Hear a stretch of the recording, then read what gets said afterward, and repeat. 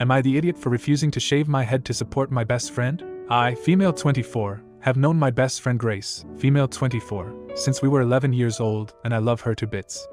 We've been each other's rocks throughout all our hard times, so obviously I was devastated for her when she was diagnosed with ovarian cancer a few weeks ago. Thankfully her prognosis is optimistic, but she needs surgery and is about to begin chemo. I cried a lot when I first heard about her diagnosis, but Grace is one of those people who uses humor to cope in hard times, and she's been powering through it with her head held high. She's honestly my hero. We have a group of good mutual friends we've known since school, and yesterday they invited me to a video call without Grace. One of our friends told us about an idea she had that we should all shave our heads in support of Grace since she's going to lose her hair and make a video to put on Instagram and Facebook and the like. Everyone else looked a bit horrified when I firmly said I wouldn't be doing that. I never had long hair my entire childhood as it's very thick and my mum didn't want to deal with it, and after having short hair as a teenager I decided to grow it out. I haven't had a proper haircut since I was 17 and now it's almost long enough that I can sit on it, so I'm not keen to shave it off and start again.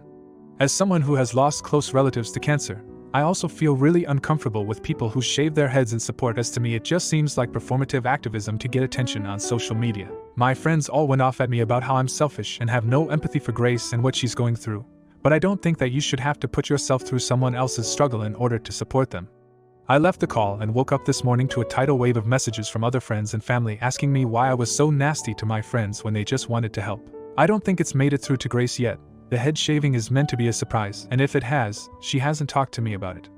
At this point I'm questioning if I'm really being selfish and horrible because I adore Grace with all my heart, but I really don't want to lose my hair as well. Now for comments before the update. You're the idiot. You are being so selfish and insensitive. Your friend is going through a tough time and all she needs is support from her loved ones. If shaving your head can make her feel a little better, then why not do it?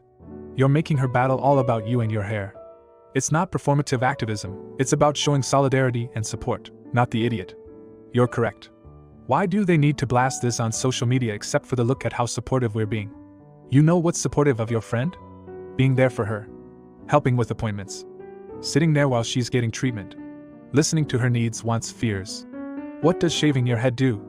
I think you should continue to be the best friend you can be, and if anyone gives you poop, tell them to frick off and stop being attention seekers. Update. It's been way too long, but the dust has settled, so I'm finally able to give an update on the situation.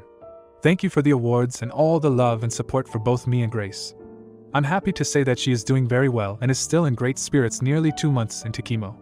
I haven't been able to see her in person much, which is horrible, but we spend most of our days on FaceTime and I've been giving all the support I can. After my first post, I made what I think most would agree was the smartest decision and told Grace about our friend's plans.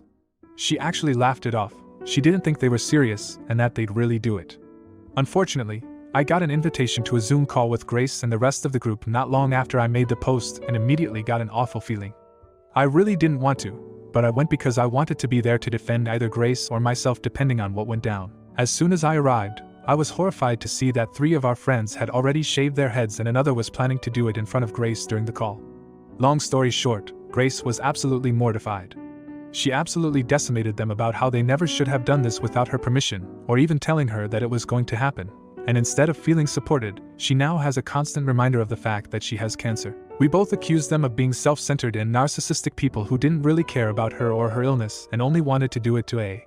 Post on social media and get attention, and B. Have people ask why they did it, and tell them what a good person and a good friend they are. I was trying to keep composed because it didn't feel like my fight to lead, but Grace did not hold back and used far more colorful language.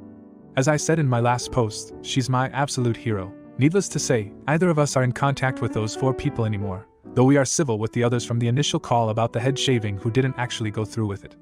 Both Grace and I are very happy that I decided to tell her beforehand, so it wasn't as much of a shock when it happened, and she's glad she doesn't have to endure what would likely have been a lot of mock support from our ex-friends throughout her cancer journey. And for some extra satisfaction for everyone who was as mad about the situation as I was, although Grace says it has thinned, as of right now she hasn't lost any hair, not the idiot. My aunt did this when my dad got cancer, and all it did was broadcast to everybody how little she actually cared. His chemo drugs wouldn't cause hair loss, and he was so excited about it that it was the first thing he'd tell anyone who visited or called him for 2 months leading up to the chemo starting, not the idiot. Good for Grace. They deserved it. I can just imagine the pure shame they hopefully feel now when someone asks about their hair.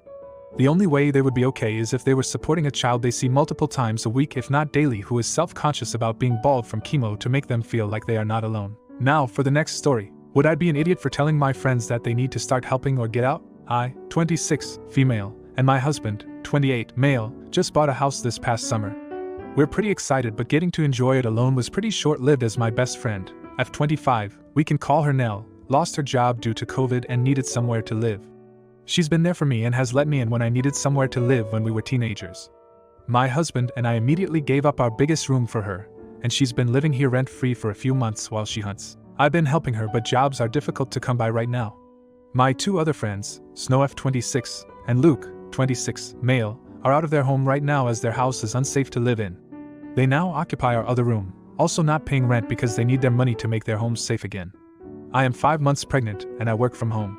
My friends eat our food, dirty our dishes, etc., and don't lift a finger. They've all done dishes once since being here, and they buy food and board it in their rooms and don't share but eat ours. They are so messy for grown adults. They leave bottles, wrappers, dirty pots and pans all over the place, as well as letting food go moldy on plates, etc.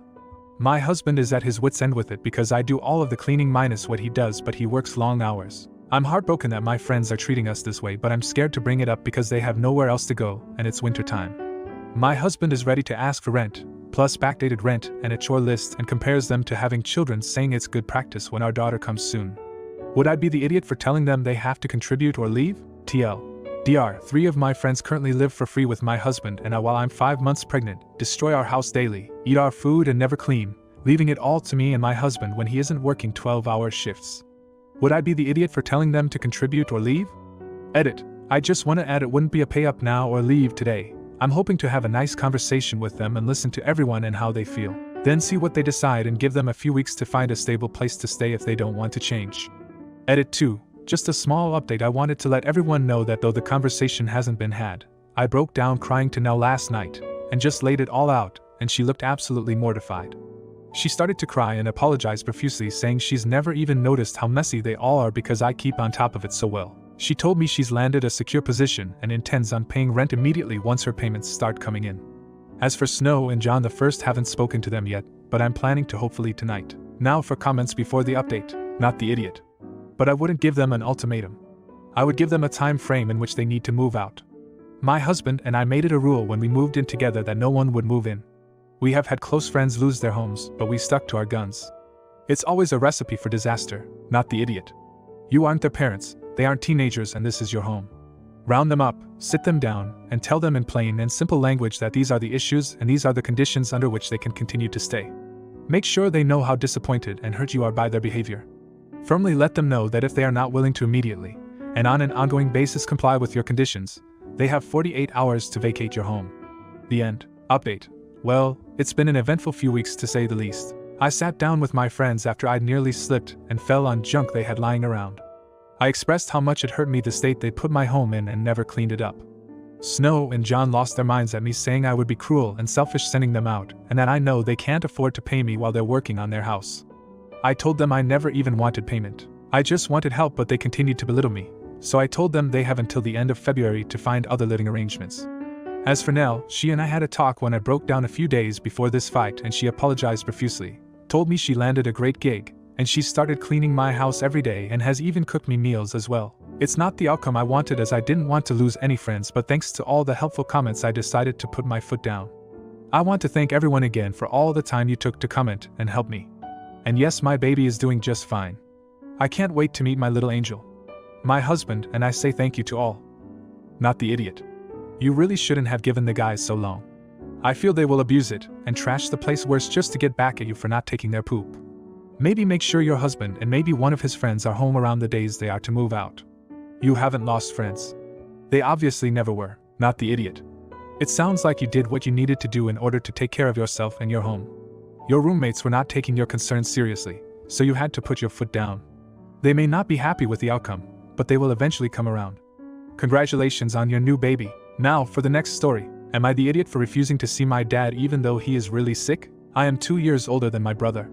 When I was about to go to college, they said they didn't have the money, and it massively fricked up my plans because they have a high income, so I can't get aid and scholarships. I moved out. I started working because I want to save up before going to college. I started college the same year as my brother did. I always assumed my brother was loading up on debt by going to a really expensive private school. I saw a story he posted bragging about having his schooling paid by our parents. I texted him, and he said he was just bragging online, but I asked Mom, and she is not a good liar, and she fessed up that they were paying for it.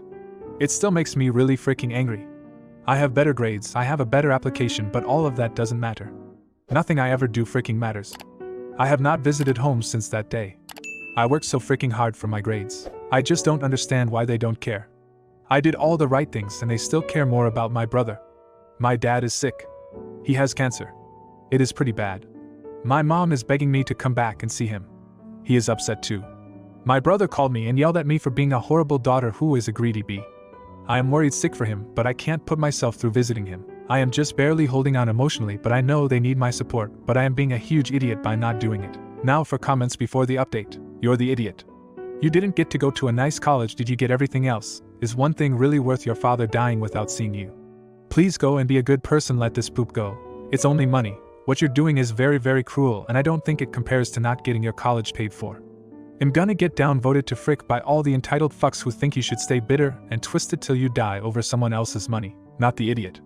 They could, even now, split whatever money they are putting towards your brother's college equally between the two of you. They choose not to do that, they are completely unrepentant. This isn't a past beef you are holding on to, this is something they are continuing to do. I wouldn't want anything to do with them either. Update. I really needed all those comments. It helped me think through my feelings. I knew I wanted to go see him. He is my dad and I love him. I would never forgive myself if I didn't. I visited 2 days ago. I didn't bring up the tuition because I didn't want to start a fight. I talked to Dad. I really missed the conversation we used to have. He was very happy to see me and he told me he would set things right with his will. That made me cry. I don't want him to die. We had lunch together and Mom was insisting that I stay with them to help with Dad. I saw people comment about it, and I really didn't think my parents would bring that up, but they did, and it hurt a lot. I refused and Mom got a bit angry with me. I ended up leaving soon after. I have really tried to please them. I followed every single rule they had. I didn't put a toe out of line, and they always loved my brother more even though he was a rule breaker, and I hoped that by being the perfect daughter I would, be loved a bit more. I guess that isn't how it works.